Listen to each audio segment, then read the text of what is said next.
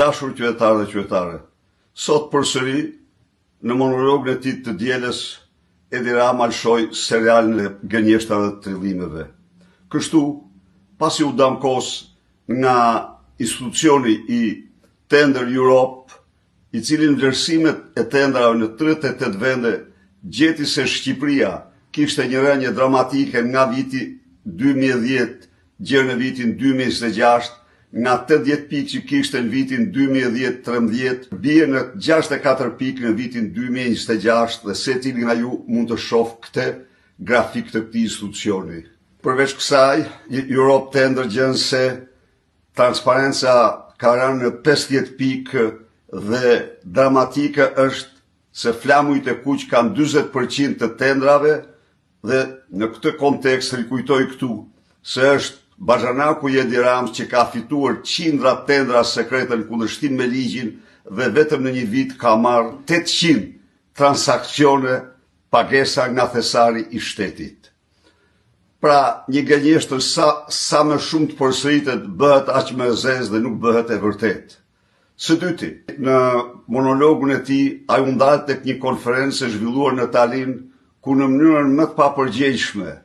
krahasoi pa u skuq, pa u zverdh shqiptarët me talebant, duke u përvjekur të jetë interesant se shqiptarët janë në besimin e tyre të perëndimit si talebant e Europës.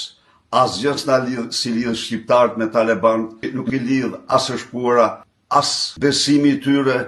as politika dhe as gjë tjetër. Ata janë një organizatë terroriste e damkosur dhe krahasimi i kombit tënd me një organizatë si ajo të tregon se je një njeri shplar që je i gatshëm të thuash çdo fjalë për të bërë interesant. Po në këtë konferencë mori përgjigjen që meriton lideri apo